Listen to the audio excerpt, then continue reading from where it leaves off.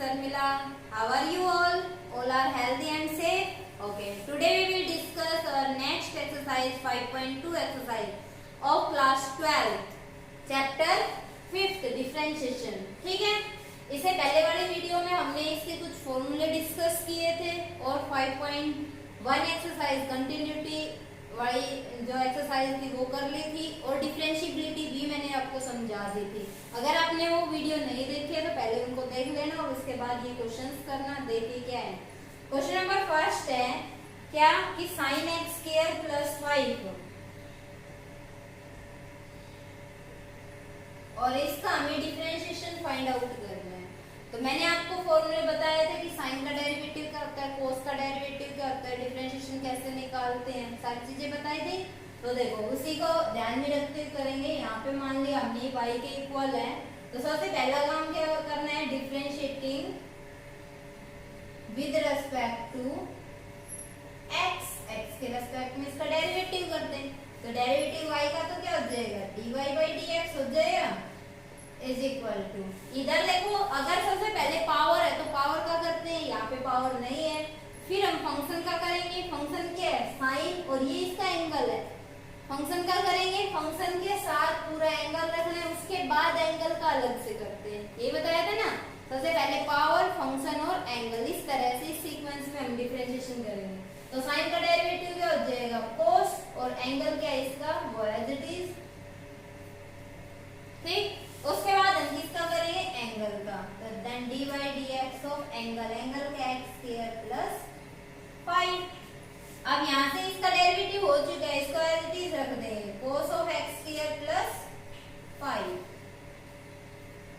और इसका डेरिवेटिव क्या हो जाएगा, x स्क्वायर का पावर का x की पावर n का क्या बताया था, पावर आगे आ जाती है और पावर में से एक कम कर देते हैं और फिर इसका करते हैं फंक्शन का, x का x के रिस्पेक्ट में 1 हो जाएगा, ये आ गया dy/dx ऑफ x की पावर n। ठीक, ध्यान करना एक बार फिर से फॉर्मूले देखना। तो यहाँ पे x स्क्वायर का डेरिवेटिव पावर आगे आएगी तो 2, पावर में से कम किया x की पावर 1 तो x ही हो जाएगा, प्लस हम कांस्टेंट है 5 का 0 हो जाएगा। तो आंसर क्या आ गया हमारे पास, 2x प्लस 0 को 2x लिख देंगे, आपस में मल्टीप्लाई में है तो आगे लिख दिया हमने इसको, और cos of x square plus 5। Clear, समझ आया सभी को। चलो देखते हैं नेक्स्ट क्वेश्चन। नेक्स्ट क्वेश्चन हमारा question number second, cos of sin x। इसका हमें डिफरेंशिएशन फाइंड आउट करना है। तो कैसे करेंगे, वही differentiating with respect to x, x के रेस्पेक्ट में इसका हम डेरिवेटिव करेंगे। तो y का तो क्या हो जाएगा, dy/dx। अब सबसे पहले हम ये देखेंगे फंक्शन क्या हमारे पास, कोस का एंगल है ये sin x। तो अगर इसकी पावर नहीं है तो हम फंक्शन का करेंगे, कोस का डेरिवेटिव क्या बताया था, dy/dx of cos x। cos x का डेरिवेटिव क्या था, माइनस sin x। एंगल जो हुआ है फिर एंगल का करते हैं। तो यहाँ पे कोस का डेरिवेटिव माइनस sin और इसका एंगल क्या है, sin x।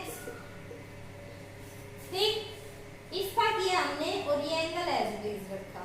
अब हम एंगल का करेंगे। Now dy/dx of sin x, तो यहां से आ जाएगा ये तो minus sin of sin x and this is sin x का डेरिवेटिव क्या बताया था, cos x। ठीक, ये सारे आपस में मल्टीप्लाई, ये एक टर्म है कंप्लीट, एक फंक्शन है ये, तो ये नहीं कि इसकी से मल्टीप्लाई कर दो, ये इसका एंगल है। तो आंसर आ गया हमारे पास माइनस cos x इंटू में sin of sin x। Clear, समझ आया सभी को। चलो देखते हैं नेक्स्ट क्वेश्चन। नेक्स्ट क्वेश्चन क्या है हमारा,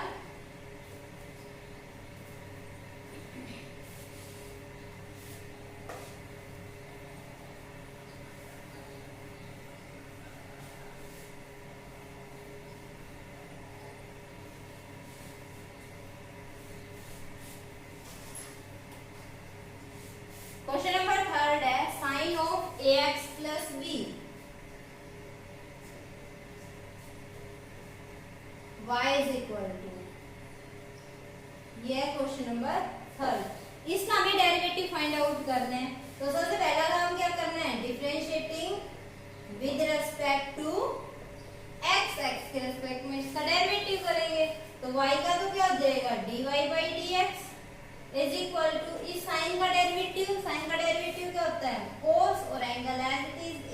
प्लस बी।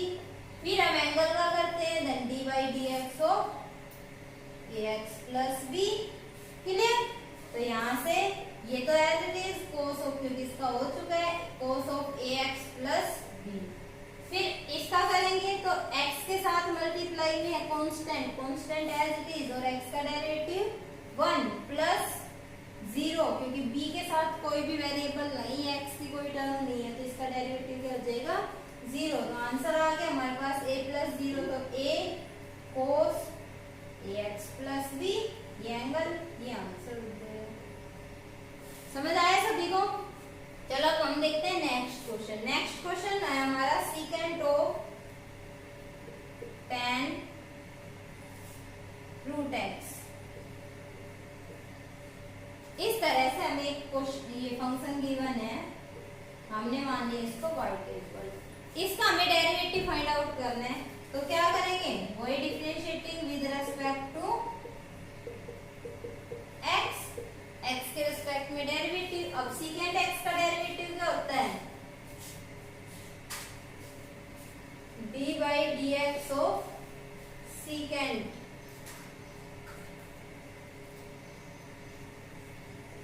और सीकेंट x का डेरिवेटिव होता है सीकेंट x tan x। तो यहाँ पे देखो सीकेंट है, ये इसका एंगल है, तो पहले हम सिर्फ इस फंक्शन का करेंगे सीकेंट का। तो इसका क्या हो जाएगा, इधर तो आ जाएगा dy बाई डी एक्स, इसका आ जाएगा secant x into tan x, angle as it is दोनों के साथ। तो सीकेंट, सीकेंट का angle tan root x into tan, ये देखो सीकेंट इंटू टेन, और एंगल यहाँ पे वहां x है, यहाँ पे एंगल क्या है tan रूट x है, एज इट इज लगा दिया, सीकेंट इंटू टेन, और इसका angle tan root x। Clear? यहाँ तक सिर्फ हमने इस फंक्शन का किया है, फंक्शन का ये आ गया। अब हम इसके एंगल का करेंगे, एंगल का क्या देगा, d by d x of tan root x। ठीक, अब ये तो एज इट इज हो चुका है इसका तो, लेकिन tan का डेरिवेटिव क्या होता है पता होना चाहिए, फॉर्मूले याद होने चाहिए सभी को, तभी होंगे क्वेश्चंस। tan का लिख लो d by d x of tan x, और tan x का डेरिवेटिव होता है सीकेंट स्क्वायर x, तो इस tan का क्या आ जाएगा सीकेंट स्क्वायर x, और ये टर्म एज इट इज, तो यहाँ से आ गया हमारे पास secant of tan root x into tan of tan root x into इस tan का क्या आया सीकेंट स्क्वायर, एंगल x है, यहाँ पे रूट x है एज इट इज। अब सिर्फ इस फंक्शन का हुआ है tan का, रूट x का बचा हुआ है, तो यहाँ पे हम क्या लिख देंगे d by d x of root x। Clear? अब इन सब का हो चुका है तो एज इट इज, इसको अगर आगे लिखना चाहो तो आगे लिख लो secant square root x into secant of tan root x and tan of tan root x। अब क्या करेंगे, किसका करेंगे हम, रूट x का, और रूट x का डेरिवेटिव बताया था 1 बाय 2 रूट x, तो ये आ जाएगा 1 बाय 2 रूट x, और x का 1, तो आंसर आ चुका है हमारे पास।